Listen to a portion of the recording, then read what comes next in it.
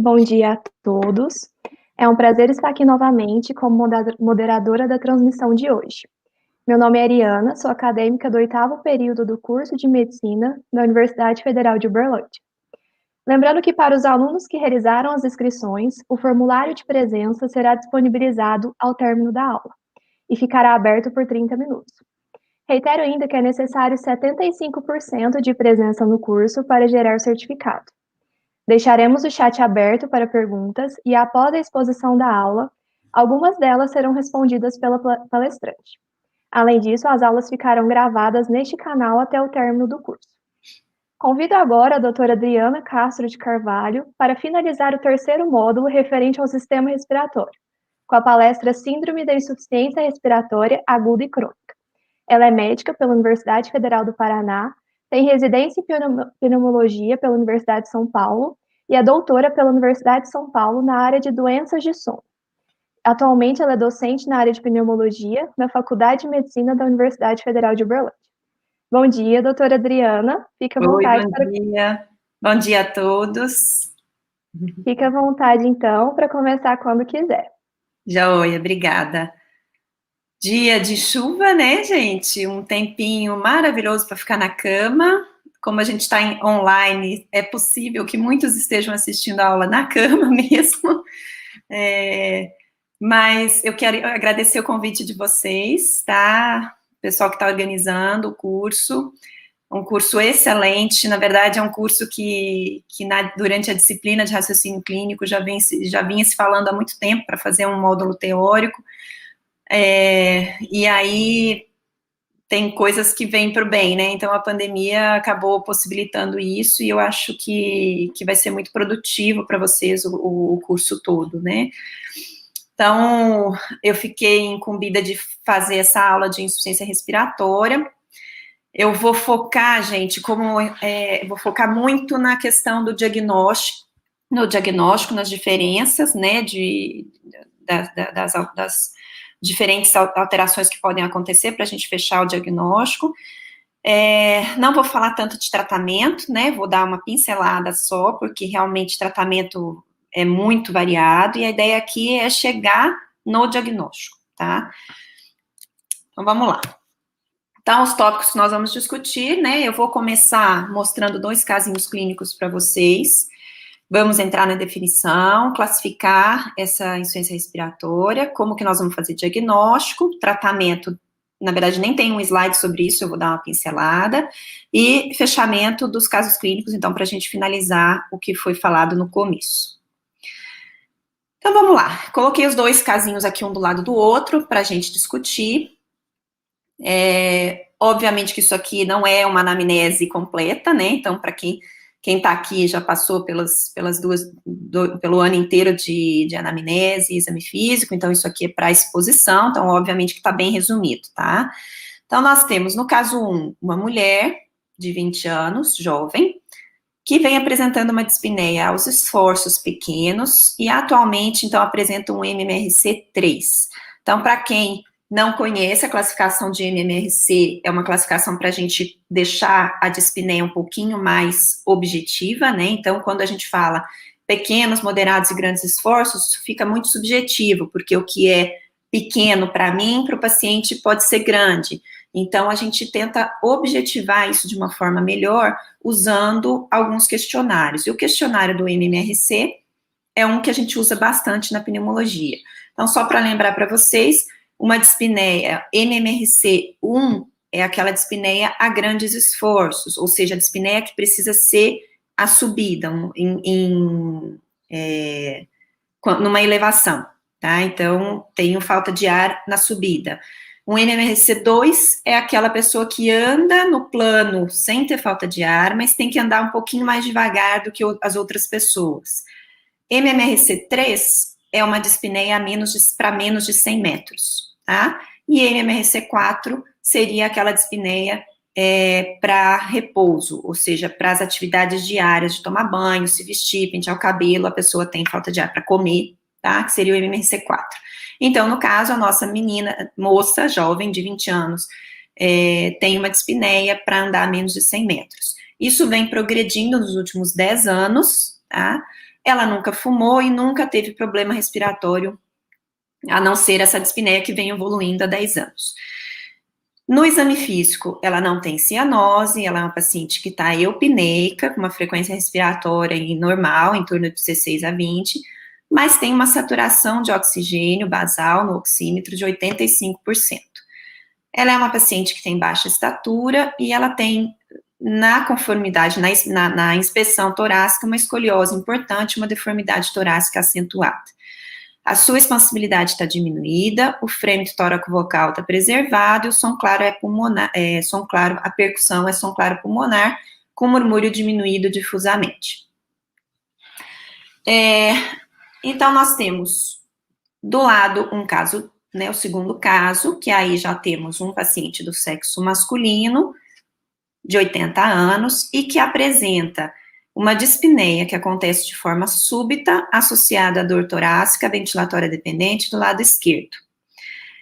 Concomitante a isso, ele tem uma fratura de colo de fêmur há 30 dias, que foi operado, por isso ele está em repouso, e é tabagista de 50 anos maço, carga tabágica alta, né, fuma uma carga de 50 anos maço.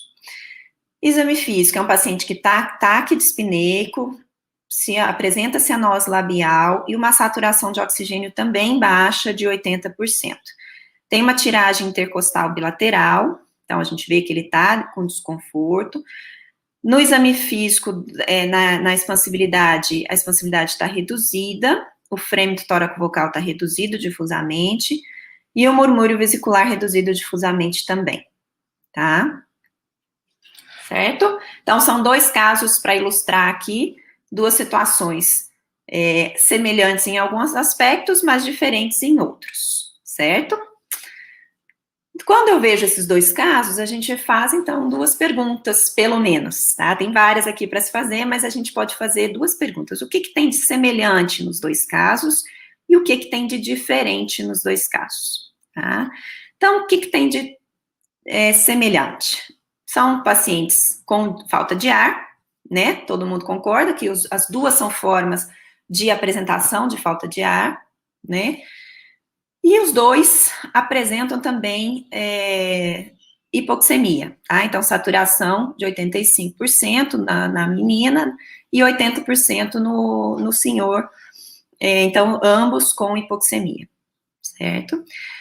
E aí, do exame físico, nós temos algumas alterações semelhantes, outras diferentes, né? A expansibilidade está diminuída e o murmúrio também está diminuído difusamente em ambos os casos.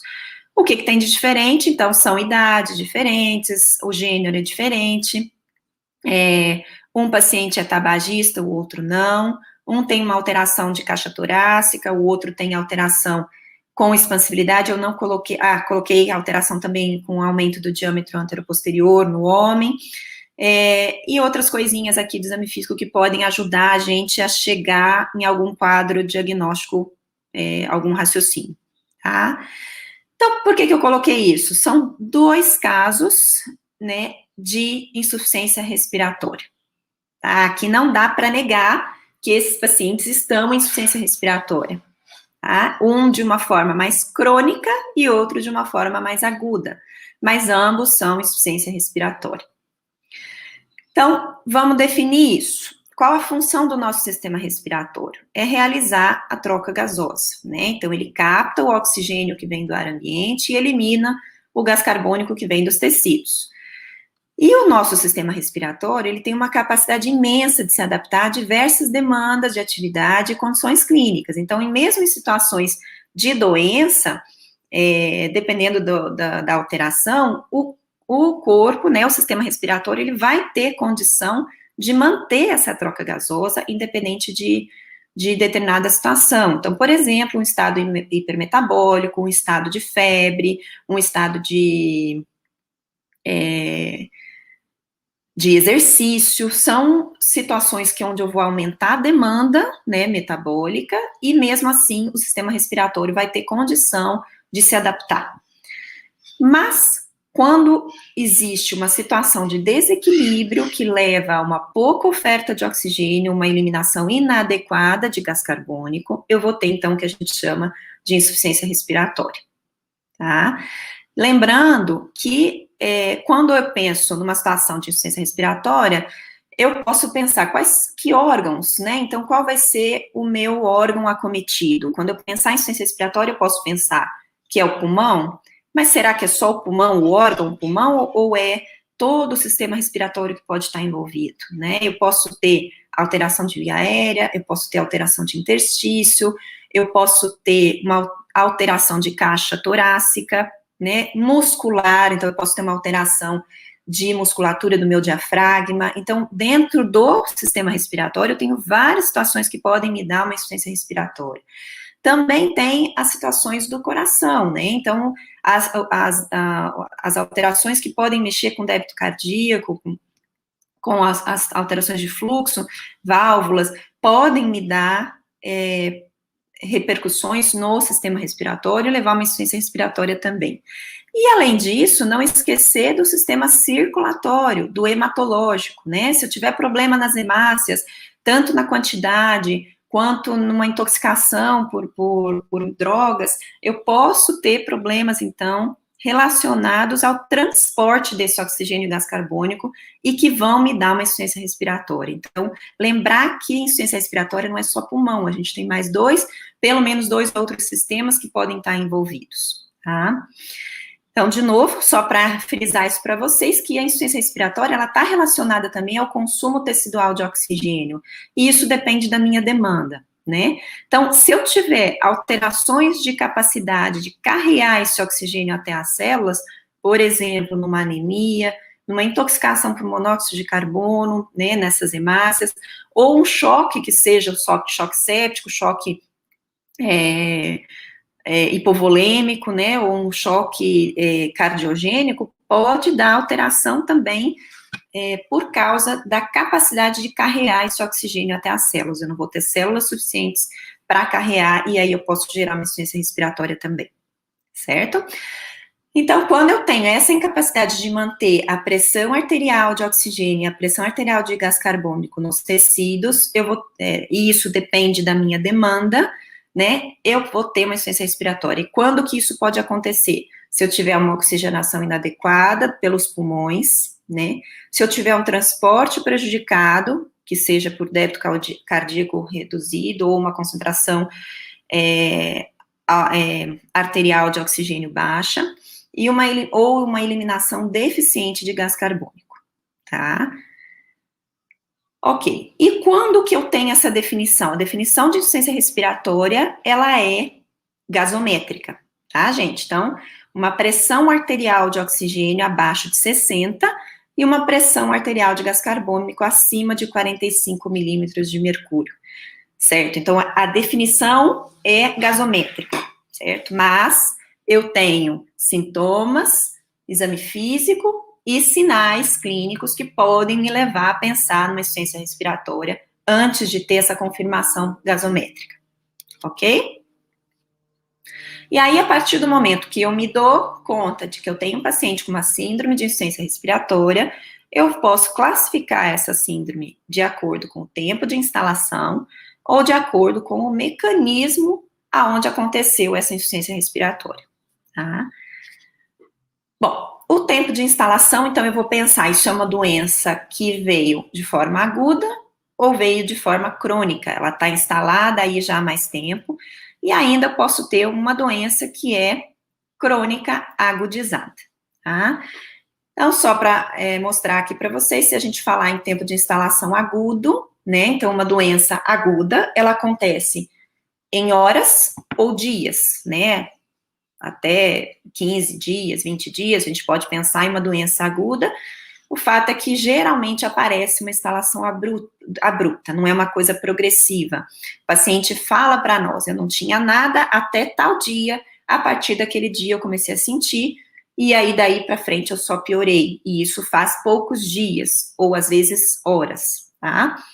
Isso não dá tempo, então, como a alteração aconteceu de forma abrupta, isso gera uma dificuldade de compensação por outros órgãos, e aí a gente tem um desequilíbrio ácido básico, né? Então, o paciente entra em acidose, ou alcalose, ou respiratória, né? Esse desequilíbrio ácido básico acontece, E geralmente isso vai acontecer em pulmões previamente normais, ou se ele já era alterado, né, ele vai então ter uma agudização, se ele já era uma doença crônica, e aí ele tem um processo agudo, ele está tendo uma agudização, tá? Então aqui, por exemplo, eu pus o exemplo de uma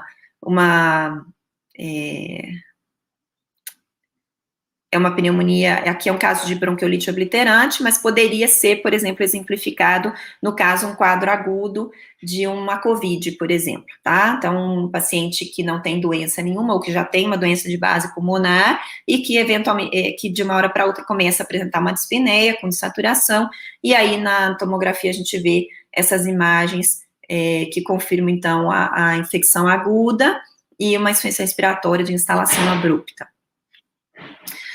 Bom, quando eu falo de doença de instalação crônica, né, então quando essa insuficiência respiratória acontece de forma lenta, isso pode durar meses ou anos, né, e aí eu vou ter um paciente que quase não tem sintoma, ou ele demora para perceber que aquele sintoma é importante, né, então ele vai descobrir que ele está tendo falta de ar agora, de uma graduação, mas que no fim ele já tem uma falta de ar que vem lá de anos atrás, que era bem menos intensa, né? Então ele tem poucos sintomas. Por quê?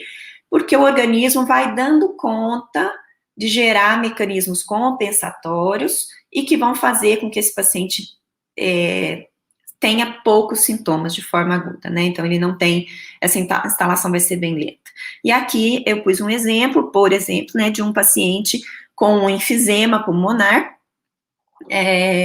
onde ele tem, olha, a rarefação de parênquima, né, a gente quase não vê septos, a gente vê uma destruição completa de parênquima pulmonar aqui, que é um paciente, então, com enfisema, já com uma insuficiência respiratória crônica. Tá? Que poderia ser muito bem o caso 2 que nós colocamos ali, né, como exemplo. Bom, então eu já sei que essa insuficiência respiratória, ela pode ser aguda ou pode ser crônica, né? Então a gente já, quando tiver o primeiro paciente vem contando para nós, você está de frente para o paciente, ele conta essa história de falta de ar, de como que isso está evoluindo, eu já consigo saber, mas isso é crônico ou isso é agudo, tá? Talvez pela história eu consiga descobrir, mas às vezes com exames vai ser um pouquinho mais fácil da gente identificar, tá? Mas o foco aqui é raciocínio clínico, então aonde que a gente vai procurar? Na história e no exame físico, certo? Então, por exemplo, um paciente, vamos insistir aqui no tempo de instalação, um paciente que chega no pronto-socorro, ele está saturando 80%, mas ele não está taquidispneico, ele não tem sinal de tiragem, ele já tem baqueteamento digital, ele é um paciente que já tem uma evolução de doença crônica, correto? Agora, é um paciente que tem tiragem, que tem cianose, que tem interrupção de fala para conversar, ele fala que não tinha esses sintomas antes, então é um paciente que tem uma instalação aguda, ok? Então, vamos falar agora em mecanismos, né? O que gerou essa insuficiência respiratória? Então, nós temos dois tipos de mecanismos. Nós temos o mecanismo tipo 1, que é a insuficiência respiratória hipoxêmica, e nós temos a insuficiência respiratória tipo 2, que é predominantemente ventilatória. Na hipoxêmica, no tipo 1, o que predomina é basicamente a hipoxemia. Tá? Existem 5 mecanismos que nós vamos discutir, todos eles, rapidamente, e o que ocorre são alterações na barreira alvéolo capilar, tá? Na maioria das vezes, então, são unidades que não são ventiladas, né, pela alteração na barreira, pelos problemas, pelas diversas doenças, são unidades não ventiladas, mas que são perfundidas. Ela é refratária à suplementação de oxigênio, parcialmente, então eu posso tentar inicialmente oferecer oxigênio, mas como eu tenho lesão, eu não consigo ofertar, eu não consigo aumentar com a oferta de oxigênio, eu não melhoro, e eu posso ter ou não hipocapnia associada, então uma redução do CO2, por quê? Porque quando eu tenho hipoxemia, eu vou tentar compensar isso, aumentando a minha ventilação minuto, né, o meu volume minuto, eu aumento a frequência respiratória, e pela frequência respiratória aumentada, eu faço uma hipocapnia, tá? Então, eu posso ter ou não essa hipocapnia associada. No tipo 2, na insuficiência respiratória tipo 2, que é ventilatória, o que acontece predominantemente é uma redução dessa ventilação alveolar, tá? Então, eu tenho uma hipoventilação alveolar e, por consequência, eu tenho uma hipercapnia, tá? Então, o meu CO2 aumenta, tá? Eu vou ter, então, um desequilíbrio entre ventilação e a demanda metabólica. Então, o que é isso, né? O volume minuto nosso, eu vou falar bastante de fisiologia na aula, tá, gente? Então, eu sei que vocês já tiveram conceitos de fisiologia bem importantes, dadas já em disciplinas anteriores com o Dr. Túlio, na parte de pneumologia. Então, eu vou relembrar alguns conceitos, mas, assim, é uma aula muito fisiológica, tá? Então, o nosso volume minuto em repouso é dado, então, lembra, gente, volume corrente vezes frequência respiratória, tá? Esse é o volume minuto. Então, o nosso volume em repouso gira em torno de 7 litros por minuto.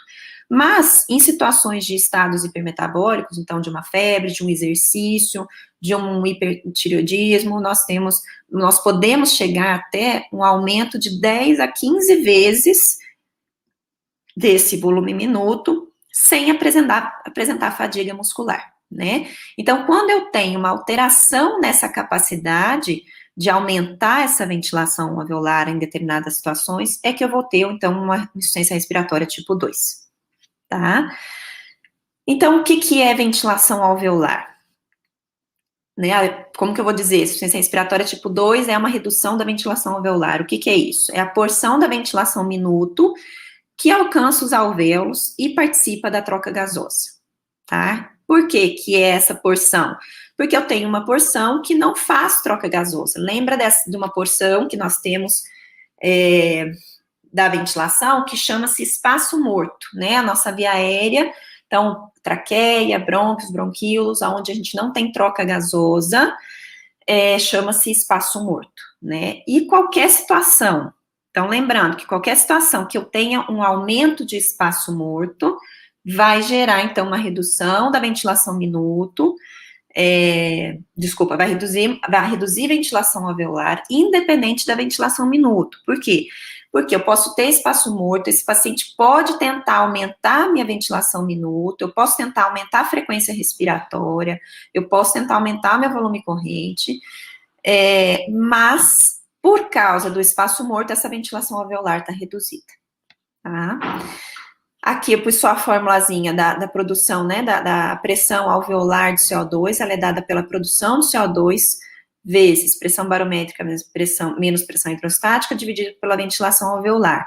Só para mostrar o quê? Que quanto maior a minha ventilação alveolar, ela é inversamente proporcional à quantidade de CO2 no alvéolo, tá? Então, quanto mais ventilação, menos CO2, ou seja, eu lavo o meu CO2, né? Então, se eu tenho uma redução da ventilação alveolar, eu vou ter um acúmulo de CO2 no alvéolo e na artéria. Bom? Ok. Influencia diretamente na pressão arterial de oxigênio também.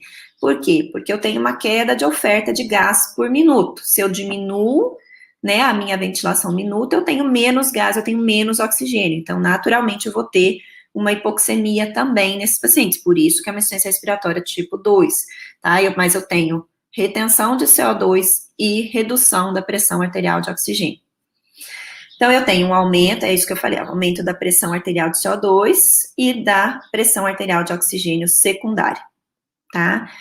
E com isso, o meu gradiente alvéolo arterial, ele é mantido, porque eu não tenho alteração de barreira, tá? Eu não tenho alteração, espessamento ou destruição de barreira. O meu gradiente de alvéolo arterial, ou seja, a difusão, tudo que acontece ali, ele tá mantido. Então, eu não tenho uma alteração de lesão ali na barreira.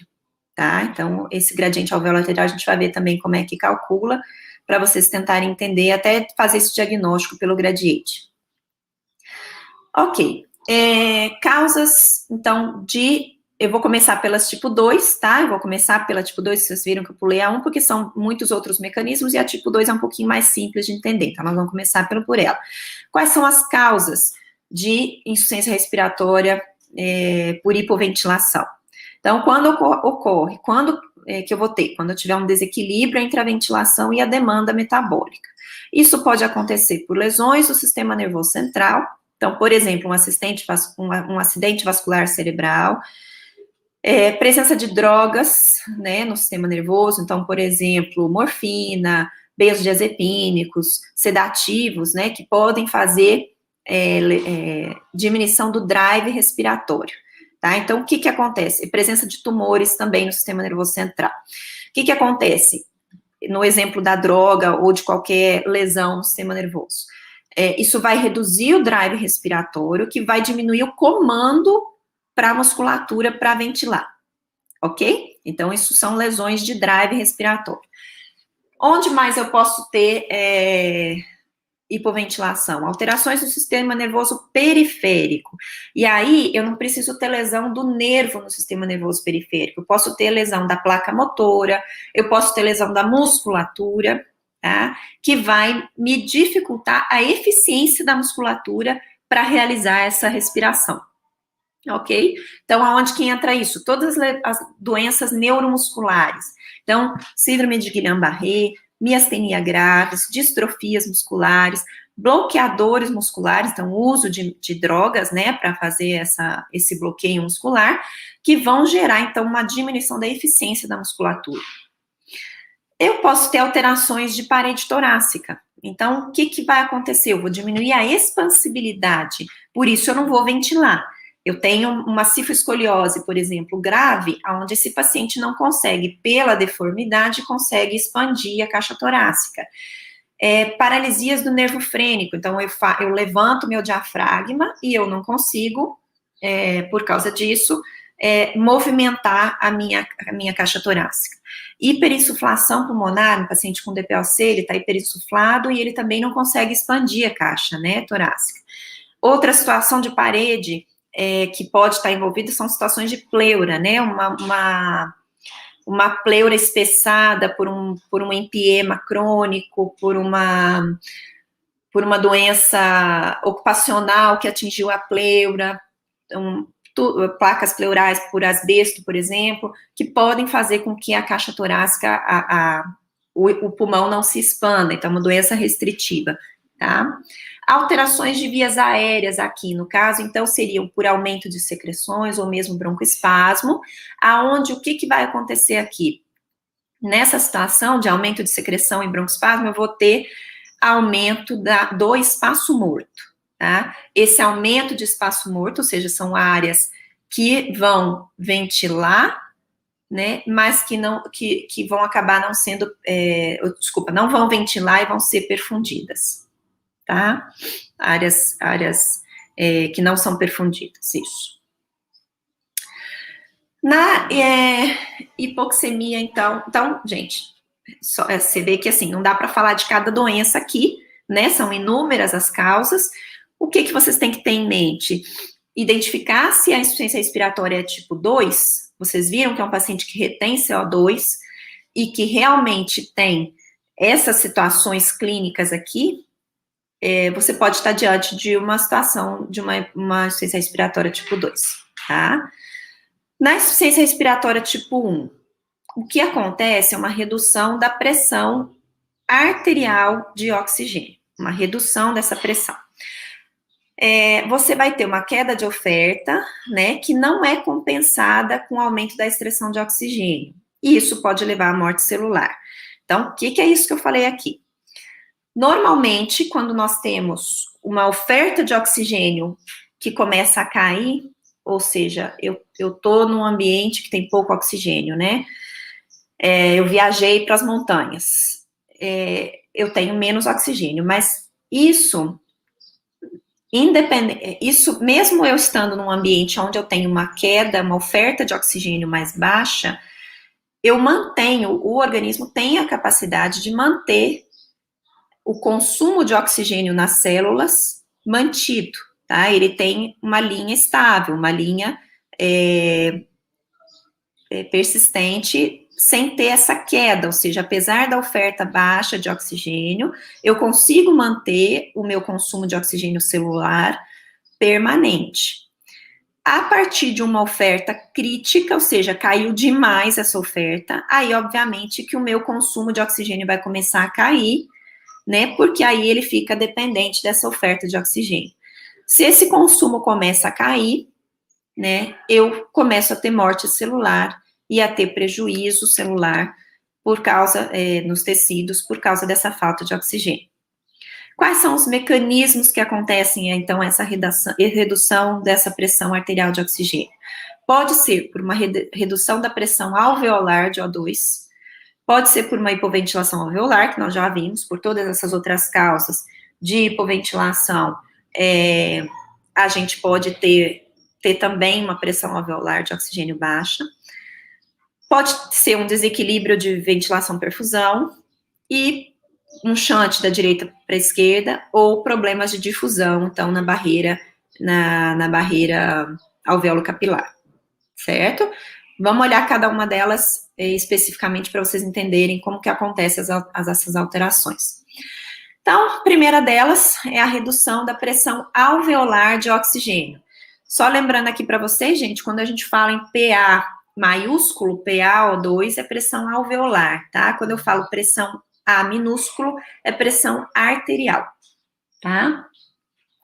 Então, essa redução da PaO2, a fração inspirada de oxigênio, ela é fixa, né, no nosso ar ambiente. A gente sabe que a fração inspirada de oxigênio é 21%. Exceto em situações de altitudes elevadas. Então, assim, não é uma situação onde a pressão alveolar de oxigênio ela é reduzida, a pressão, ela não é comumente reduzida, exceto nessas situações onde a gente vai para altas altitudes, tá? E ainda assim, essa situação, ela é rapidamente compensada, né? Em alguns dias, o organismo consegue, pelo aumento de concentração de hemácias, tal, e aumentando o transporte de oxigênio, essa redução essa fração inspirada acaba, a redução da pressão alveolar, ela é corrigida, tá? Então, ela não é muito frequente, essa alteração, tá? Mas existe e tem que falar aqui. Então, essa redução no gradiente alveolar, isso ocorre também por causa da pressão arterial de oxigênio é reduzida, aí acontece uma redução no gradiente alvéolo capilar. Então, por isso, ela também ela é considerada uma redução de difusão, tá? Então, seria essa fração inspirada baixa de oxigênio, ela também estaria relacionada a uma redução de difusão. Só questão de classificar onde que está essa fisiopatologia. A hipoventilação alveolar, eu não vou falar muito porque nós já falamos, né? Essa hipoventilação, nós já falamos de todas as causas que acontecem a baixa oferta de oxigênio. Então, por causa de redução de oferta de gás por minuto, pela redução da ventilação alveolar, eu vou ter também uma baixa na pressão arterial de oxigênio, tá? A situação do desequilíbrio ventilatório, então, distúrbio VQ, tá? Que a gente chama desequilíbrio ventilação-perfusão. Essa é a principal causa de hipoxemia, tá? Acontece em diversas situações, a grande maioria das nossas doenças, doenças respiratórias, a gente vai ter, então, distúrbios ventilação-perfusão, tá? Então, só para lembrar vocês, quando eu tenho um distúrbio, a nossa relação, naturalmente, né, de ventilação-perfusão, ela não é de 1 para 1. Idealmente, seria isso aqui, tá? Eu tenho uma ventilação, um alvéolo que é totalmente ventilado, totalmente perfundido, e eu deveria ter isso no pulmão inteiro, tá? Mas eu não tenho essa situação, eu tenho áreas aonde eu tenho espaço morto. Então, olha só, áreas que são ventiladas, mas que não são perfundidas, ok? E tenho áreas de shunt, aonde não são ventiladas, mas são perfundidas, ok? Então, isso nós temos em diversas situações. Bom, quando que acontece? Quando eu tenho um DPOC, quando eu tenho asma, quando eu tenho doenças intersticiais, eu tenho hipovolemia, posso ter hipertensão pulmonar, embolia pulmonar, todas essas situações podem causar ou situações de áreas de ventilação e não perfusão, ou áreas de efeito shunt, onde eu vou ter não ventiladas e áreas perfundidas. Certo, gente? Então, essa é a principal causa de hipoxemia. Na grande maioria, são desequilíbrios ventilação-perfusão. Outra situação também, então, aí eu coloquei, entra o shunt, entra como uma quarta causa, porque em situações, o shunt, o que que é? Eu tenho áreas que não vão ser ventiladas, mas vão ser perfundidas, ou seja, eu vou ter um desvio do meu fluxo, né, sem ter uma ventilação, sem ter uma troca gasosa, ok? Por que que é considerado uma situação à parte, né? Um shunt da direita para a esquerda completo, ele pode ser uma situação tão intensa, né, onde os alvéolos vão estar completamente preenchidos por situação de líquido ou por processo inflamatório no edema pulmonar, no pulmão de Sara, né, na angústia respiratória do adulto, ou completamente atelectasiados por uma doença, um edema agudo de pulmão, por exemplo, cheio de líquido na via aérea, né, por transbordamento, tal, pela doença cardíaca, né, no choque cardiogênico, numa insuficiência cardíaca, eu posso ter um edema tão intenso, onde muitas áreas merece ser uma situação estudada à parte, tá?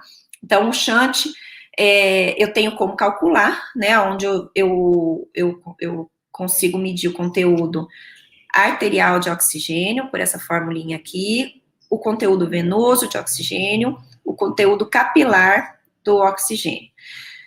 E aí, eu posso utilizar, calcular, tem que ser numa situação específica, né, eu tenho que calcular esse shunt, geralmente em UTI, é um procedimento que eu preciso medir a saturação venosa, então, geralmente a gente calcula isso no UTI, você não calcula na beira de leito, em pronto-socorro, então é uma situação um pouco mais difícil de calcular, mas geralmente em UTI, tá? Então a gente calcula o shunt, tem como calcular. E a outra situação, faltou o número 5 aqui, que é a quinta situação, um mecanismo fisiopatológico, que são os distúrbios de difusão, né? Então, a gente sabe como que pode acontecer esse distúrbio de difusão? Não é só alteração, lesão de barreira, tá? Então, a barreira arterial alveolar, ela pode estar espessada, né? Isso que eu consigo pensar. Lógico, quando eu penso numa doença respiratória, eu penso muito em lesão de barreira, espessamento de barreira, que vai fazer com que aquele gás tenha mais dificuldade de passar. Então, isso acontece na doença intersticial, por exemplo, as lesões de parênquima vão fazer esse espessamento de parede. Mas outras situações também podem acontecer. Eu posso ter uma diminuição da área de troca da barreira, né? Uma diminuição do tempo que aquele sangue fica no capilar. Por exemplo, um estado hipermetabólico pode acontecer, né? Uma diminuição, um choque cardiogênico, eu tenho uma diminuição da pressão venosa de O2 e da saturação venosa de O2. Então, essa diminuição faz com que fique menos tempo no capilar e, com isso, a saturação, com isso, a presença, né, o preenchimento do alvéolo com o preenchimento do capilar, a troca gasosa vai ser prejudicada, tá?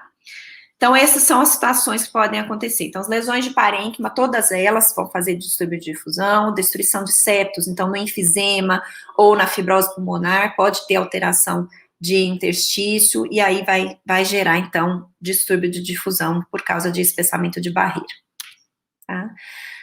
Como que eu faço o diagnóstico? Então, já falei para vocês, o diagnóstico, ele é gasométrico, tá? Então, eu identifico a minha insuficiência respiratória, se ela é tipo 1 ou tipo 2, a partir da gasometria. Mas, obviamente, que antes de chegar na gasometria, eu vou ter sinais na história clínica e no exame físico. Então, vou de novo falar para vocês do grau de dispneia, do tempo de evolução, se aquela dispneia foi súbita, se foi lenta, se apareceu progressiva, se o paciente apresenta outros sintomas associados para eu identificar a causa, né? No exame físico, eu vou ter paciente, então, que tem, se ele está taquidispneico, se ele está cianótico, se ele está apresentando sinais de de uso de musculatura acessória, e é, obviamente, a hipoxemia na oximetria de pulso, tá? Então, assim, eu chego nesse diagnóstico de insuficiência respiratória. A partir daí, eu vi que ele tem uma insuficiência respiratória, eu vou pela gasometria tentar identificar se ele é uma insuficiência respiratória tipo 1 ou tipo 2. A gasometria também vai me dizer se é uma insuficiência respiratória aguda ou crônica. Como que eu vejo isso? Pela compensação, não é objetivo ensinar gasometria aqui para vocês, mas pela compensação do bicarbonato e do pH. Ou seja, quando eu tenho uma insuficiência respiratória aguda, a hipoxemia e o CO2 aumentado foram muito rápidos, aconteceram de forma muito rápida, e eu não tenho um mecanismo compensatório, ácido básico, que vá fazer com que meu pH esteja compensado, e o bicarbonato também vai estar compensado, tá? Então, assim, eu consigo identificar se é uma insuficiência respiratória aguda ou crônica pelas alterações ácido-básicas da gasometria. Outros índices que a gente usa também, né, eu acho que o mais prático de usar é o gradiente alvéolo arterial também, que a gente faz na beira do leito, né, a relação PaO2-FiO2, nas situações que a gente conhece a FiO2, então a fração inspirada de oxigênio, se eu conheço, ou seja, ar ambiente, ou ventilação mecânica, onde eu sei quanto de oxigênio que eu estou fornecendo, eu consigo ver essa relação PaO2-FiO2. Então, essa relação indica para mim o grau de alteração de lesão que eu estou tendo na barreira, no mecanismo do gradiente alvéolo arterial, daquela barreira alvéolo arterial, tá? Então, se essa relação está muito baixa, abaixo de 300, indica um sofrimento, uma insuficiência respiratória mais grave, que merece acompanhamento, inclusive em UTI, tá? Então, quando eu tenho catéter, se eu for calcular PO2 com FO2, o catéter, não tem como eu saber, máscaras de nebulização, tal, eu não tenho como saber quanto é a FO2, aí já também não adianta, tem que ser ou em ar ambiente ou ventilação mecânica, tá? E o gradiente alvéolo arterial, a gente usa, né, ele vai estar alterado na insuficiência respiratória tipo 1, eu falei que na tipo 2 ele está mantido, né, porque você não tem lesão de barreira, né, não tem alteração nenhuma na barreira alvéolo arterial.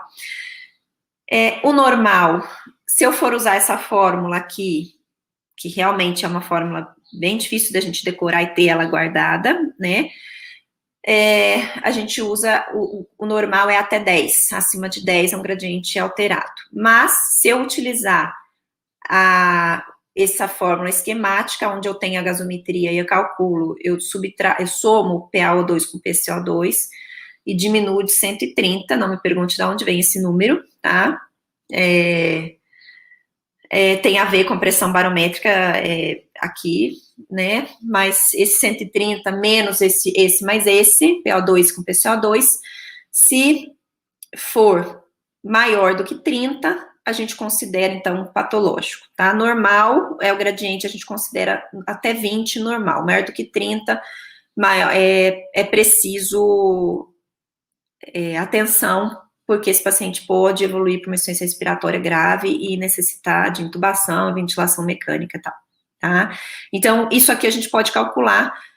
Exemplos aonde o gradiente alvéolo arterial pode ser útil, tá? Por exemplo, eu posso ter um paciente com uma gasometria com 62 e um PCO2 de 45, tá? Então, uma gasometria, um PO2 de 62, onde o normal eu estaria entendendo aqui que é abaixo de 60, né? Uma insuficiência respiratória seria abaixo de 60, mas ele tem um PO2 de 62, está no limite. E aí eu tenho um PCO2 de 40, tá? Vamos fazer essa conta aqui. O PCO2 de 45 que eu tinha falado, né? Faz essa soma. Então, 45 mais, gente, vou ter que usar uma calculadora, 130 menos o PO2 mais o PCO2, e aí eu tenho o gradiente alvéolo arterial, tá? Se essa redução for acima de 30, eu tenho um paciente com uma insuficiência respiratória tipo 1, e que merece atenção, mesmo que o meu PaO2 esteja acima de 60, tá? Onde, se eu fosse olhar só a gasometria, eu não classificaria como insuficiência respiratória, tá? Outra forma que a gente pode utilizar para entender o mecanismo de hipóxia, isso já é à beira de leito em UTI, né? A gente faz o gradiente alvéolo arterial. Se esse gradiente alvéolo arterial for normal, eu posso pensar que essa insuficiência respiratória, ela é por uma hipoventilação, tá?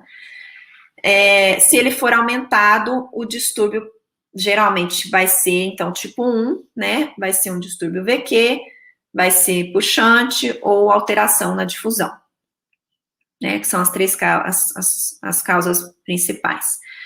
Eu posso oferecer ventilação de oxigênio a 100%, né? E aí, se isso for corrigido, eu vou saber que era um distúrbio VQ, uma alteração de difusão, e se isso não for corrigido, eu vou saber que é por um shunt, tá?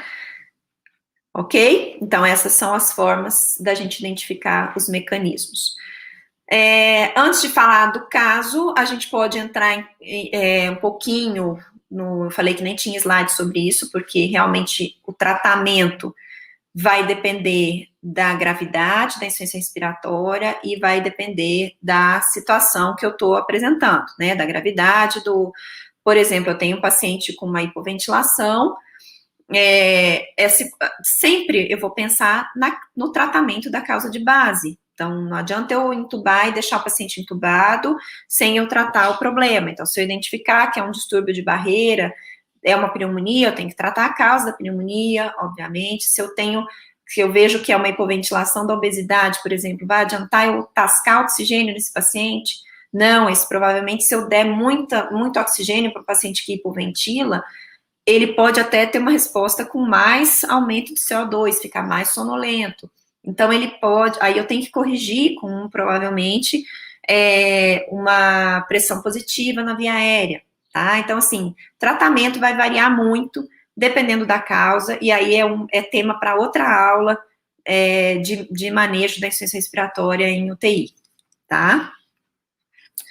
Voltando ao caso, gente, vamos discutir aqui os dois casos que nós comentamos. Então, só relembrando, nós temos uma mulher, uma dispneia progressiva, né, já há 10 anos de evolução, sem antecedentes, nunca fumou, não tem alterações, aparentemente uma paciente que está confortável, porém com uma hipoxemia saturando 85%, e tem no exame físico uma alteração de expansibilidade, com murmúrio diminuído, com uma escoliose importante, com uma deformidade torácica, tá? Então, esse é o caso 1. Então, essa é a gasometria da nossa paciente, tá? O pH de 7,4, um pH normal, um PaO2, que devia ser pequenininho aqui, foi um erro de digitação, tá? Uma pressão arterial de oxigênio de 50, lembra que o normal é abaixo de 60, e um PaCO2 de 55, então, aumentado, lembra que o normal é até 45, certo? Um bicarbonato de 33, gente, o que é isso? Então, qual que é o normal do bicarbonato? 13 a 18, né? Quando eu tenho bicarbonatos acima de 30, isso significa que existe uma compensação ácido-básica muito grande, né? E o meu pH está normal, ou seja, eu tenho uma insuficiência respiratória aqui, tá? Essa é uma insuficiência respiratória de que tipo, gente? Vocês já têm condição de falar isso para mim? Aguda ou crônica? Uma insuficiência respiratória crônica, tá? E ela é do tipo 2. Qual que é a causa desse paciente tipo 2? Um distúrbio restritivo com caixa torácica, relacionado à caixa torácica, aonde eu tenho uma cifoescoliose, tá? Ok? No caso 2, então, lembrando, é um paciente de 80 anos, com uma dispneia súbita associada à dor torácica, ventilatória dependente, uma fratura de colo de fêmur há 30 dias operado e tabagista 50 anos maço, tá?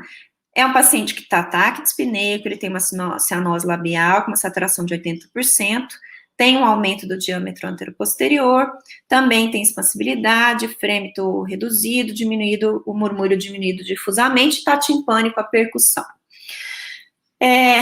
A gasometria dele, eu já tenho uma pressão arterial de oxigênio de 55, uma pressão arterial de CO2 de 30, então um PCO2 reduzido e uma PO2 reduzida também, tá? Olhando essa gasometria, mas sem olhar a gasometria, né? Se a gente não olhar a gasometria, vocês pensariam uma insuficiência respiratória de que tipo, tá? Aguda ou crônica? Primeiro tempo de evolução. É uma insuficiência respiratória crônica, provavelmente, tá? Ela pode ser uma insuficiência respiratória aguda, pela situação que aconteceu uma dispneia súbita, né? E tem já uma história que me sugere uma fratura de colo de fêmur, que me sugere que esse paciente está acamado há 30 dias e que está desenvolvendo, então, um tromboembolismo pulmonar, tá? Mas eu posso ter também uma insuficiência respiratória crônica agudizada. Por que crônica que eu vejo aqui, gente? Porque é um paciente que já tem doença, ele tem uma história de tabagismo de 50 anos mais, tem outros sinais aqui que me dizem que esse paciente tem uma expansibilidade diminuída, um murmúrio diminuído difusamente, são sinais de que esse paciente possa ter uma doença aqui já obstrutiva, né? Então, ele pode ter uma doença crônica agudizada. Eu não tenho certeza, só vou ter certeza fazendo outros exames para identificar se esse paciente tem um DPOC, tá? Mas é uma coisa que eu tenho que pensar, tá? Esse paciente já tem uma doença, não é só porque ele fuma que ele tem DPOC, né? Mas tem outros sinais no exame físico e é um paciente, ele não me conta nada de uma dispneia prolongada, tá? Mas eu tenho que questionar se esse paciente não tem uma doença crônica que está agudizando, e aqui agudizando, no caso, por um tromboembolismo pulmonar mesmo, certo? Ok? Dúvidas? Estou aberta. Então, acho que o principal aqui é realmente vocês tentarem entender que a insuficiência respiratória é uma síndrome, né? São diversas doenças, não é impossível a gente juntar todas em uma só, são diversos mecanismos, e toda vez que vocês estiverem diante de um paciente com falta de ar, lembrar que não só o pulmão que causa isso, né, nós temos tudo que está em volta do pulmão, nós temos problemas cardíacos, problemas circulatórios, hematológicos, que podem levar também à mesma insuficiência respiratória. E aí, identificar quais são os mecanismos que podem gerar esse tipo de alteração, tá? Se é uma insuficiência respiratória tipo 1 ou tipo 2, porque o tratamento lá na frente, vocês vão ver que é diferente, tá? Mas o que adianta eu diferenciar o tipo 1 e o tipo 2? Eu não vou conseguir, por exemplo, não adianta eu dar oxigênio para o paciente do tipo 2. Eu tenho que tratar a ventilação dele, né? Ok? Dúvida, gente? Muito obrigada, doutora Adriana, pela excelente exposição e pelos esclarecimentos sobre o assunto. Nós tivemos uma pergunta aqui no chat, que foi da Thaís, e ela perguntou: professora, na classificação temporal da síndrome de insuficiência respiratória, a partir de quando podemos considerar ser uma patologia de instalação subaguda? Ou esse termo não deve ser usado? Assim, o que vai te diferenciar é agudo ou crônico, mas assim, acima de 2 semanas a gente pode considerar subagudo, tá? Vai depender de como que apresentou isso, porque às vezes o paciente fala para nós, não, foi de uma hora para outra, mesmo que ele já esteja sentindo há 15 dias ou 3 semanas, isso vai considerar, ele é agudo, tá? Ele é agudo ou subagudo, não tá errado. Mas assim, se você não acha essa descrição tão claramente nos livros de fisiopatologia, tá? Certinho. Mas 15 dias, acima de 15 seria subagudo. Nós não tivemos mais perguntas, foi só essa mesmo. Mas, novamente, eu gostaria de agradecer muito pela sua presença, pela aula. Eu que agradeço. Igual eu falei para você, né, Ariana, as dúvidas vão surgir quando for estudar, porque é um tema muito denso, é um tema muito difícil, e eu acho que é só estudando e revendo mesmo. Quando vocês tiverem um caso na frente, que vocês vão parar para pensar, ixi, mas isso é tipo 1 ou tipo 2? Como é que era mesmo? Como é que calcula o gradiente? Como é que faz, deixa eu ver a gasometria, ou qual que é a causa? Então, o que é mais comum, né? Então, assim, é um tema difícil mesmo, que eu acho que é quando vocês estiverem estudando que vocês vão conseguir formular as hipóteses, as dúvidas. Quando tiverem dúvidas, podem me procurar, né? Que eu estou à disposição. Nós tivemos mais uma aqui, mais uma pergunta, Uhum. posso fazer? Pode? Parabéns pela aula. Professora, na bronquiectasia, qual tipo de insuficiência respiratória ela pode gerar? Isso. Então, a bronquiectasia, você tem destruição de brônquios, né? Você tem produção de secreção. Então, geralmente vai ser por hipoventilação, é tipo 2, tá? Mas lembrar que, assim, você pode ter tipo misto, tá, gente? Você pode ter alterações mistas. É que você vai, mesmo quando você tiver mais secreção, você vai ter, a presença de secreção vai aumentar o espaço morto. Então, você pode aumentar espaço morto, você vai ter hipoventilação, mas você, pelo espaço morto, você pode ter distúrbio VQ. Então, você pode ter misto, tá? Muitos dos pacientes respiratórios vão ter distúrbio misto, tipo 1 e tipo 2. Tá? Certinho, muito obrigada novamente. E nós vamos disponibilizar essa aula em PDF e a professora também vai enviar o material. Então, após Isso. estudarem, surgem as dúvidas, ela se disponibilizou também para responder as perguntas. Isso, eu vou escanear o capítulo do livro que eu me baseei, que é um livro de um professor excelente de UTI, e foi meu professor lá na USP, o livro é dele, e eu vou escanear o livro e vou passar o capítulo para vocês, tá bom? Muito obrigada, professora. Obrigada, boa semana para vocês. Boa semana. Tchau. Tchau. E assim, nós chegamos ao fim da nossa 13ª aula do curso. O link da lista de presença está na descrição do vídeo, no chat e no nosso canal do Telegram. Obrigada a todos que assistiram e nos vemos novamente na quinta-feira, às 8 horas. Até mais.